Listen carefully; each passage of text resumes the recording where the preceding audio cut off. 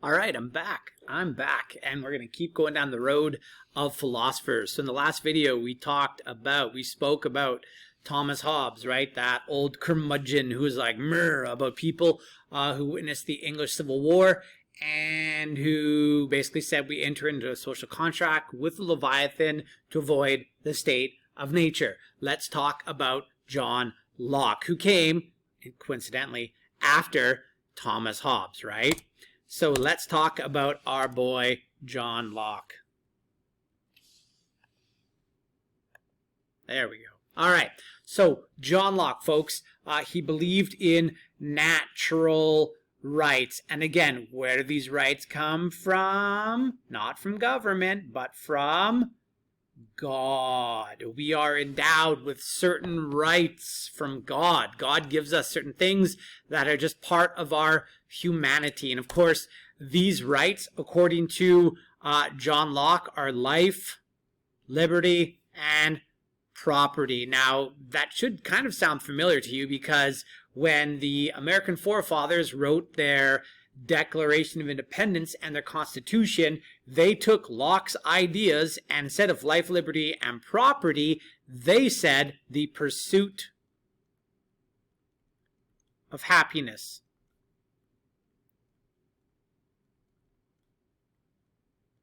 So the American forefathers literally stole like 2/3 of Locke's idea of natural rights. Okay, let's continue here. So guys, again, we're born with these rights. They're a part of who we are. They're part of our very existence, and they come from God. So there is our friend John Locke. John Locke, he said, you're decent, right? You're a decent human being. Now, why did Locke come up with this idea of humanity as decent rather than Thomas Hobbes, who said basically humans are not to be trusted and we are greedy, selfish, brutish, all those kinds of things? Well, again, understanding that humans are reactions to things going around them, please understand that what John Locke witnessed was the Glorious Revolution in England, which was essentially bloodless. So again, guys, we see all sorts of attempts at limiting the power of the king, and the Glorious Revolution was basically a compromise which more or less almost ended in very little bloodshed, and it was successful in limiting the power of the king. So the English Civil War, very, very violent, right? And it just saw society sort of denigrate into chaos. And the Glorious Revolution that Locke witnessed was almost bloodless. So as a result, guys, because of their experiences, you get two very different views or philosophies on human nature from Thomas Hobbes and also John Locke. There we go. All right, so his most famous work, right? We talked about Thomas Hobbes and the idea of the Leviathan. Well, John Locke wrote his most famous work was called Two Treatises on Government. And basically, guys, what Two Treatises on Government was a philosophy as to why government should be constitutionally limited. Okay, and let's write that down. Okay, constitutional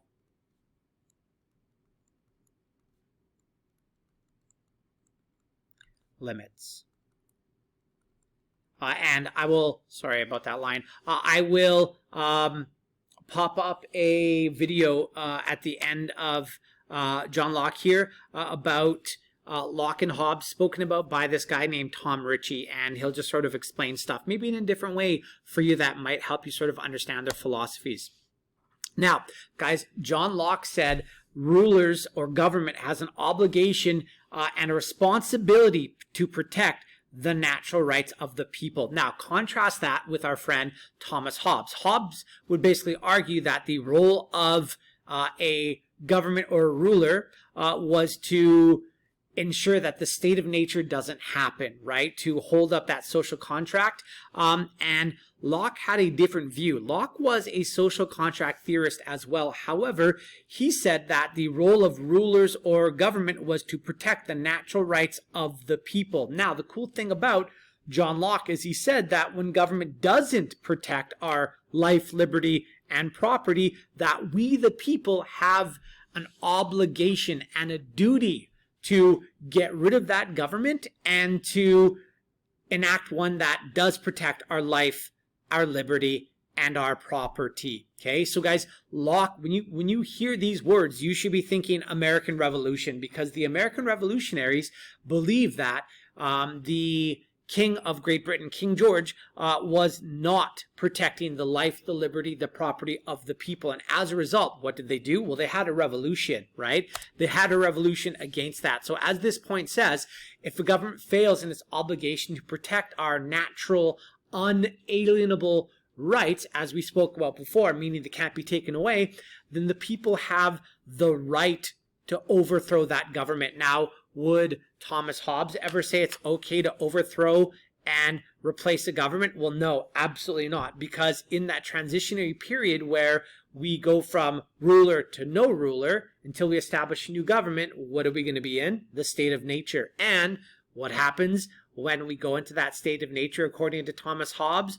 War of all against all. So guys, again, Locke had a very different view on humanity. Locke actually argued that humans are reasonable and rational. Reasonable/rational. Reasonable how? Well, because we now were enlightened. We could be trusted. And rational how? Well, if we're rational, that means we have the capacity to know right from wrong, to make good decisions. And if that's the case, if we have the capacity to make good decisions, then we should ultimately go down the road of democracy. That should be a Y, right? We ultimately should be able to go down the road of democracy. And basically, guys, I mean, Locke is sort of a philosophical argument for democracy. So the best government, argued John Locke, is one which is accepted by all and, most importantly, has limited power. And what limits the power of government? Well, it is those documents called constitutions.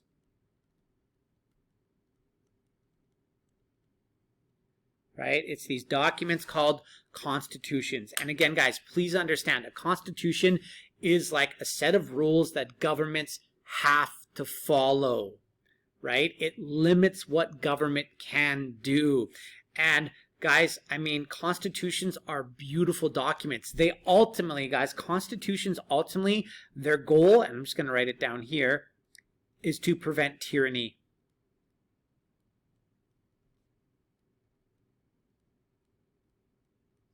Right? It's to prevent tyranny. And if you're not sure what the word tyranny means, look it up. A tyranny, guys, is a situation where, you know, a person has absolute power and they do whatever they want. When a person acts in a tyrannical manner, they don't care about your safety or well-being, your livelihood, any of that kind of stuff.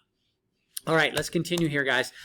So Locke's ideas greatly influenced Thomas Jefferson, who penned the Declaration of Independence in 1776, right? On July 4th, 1776, when the people living in 13 colonies stood up against King George of Great Britain and declared their independence, that basically, guys, was the influence of John Locke. Thomas Jefferson heavily was influenced by John Locke and his ideas of natural rights, unalienable rights, and other aspects of it. So Locke, in the eyes of the American founding fathers, right? Thomas Jefferson, Thomas Paine, George Washington, etc., right?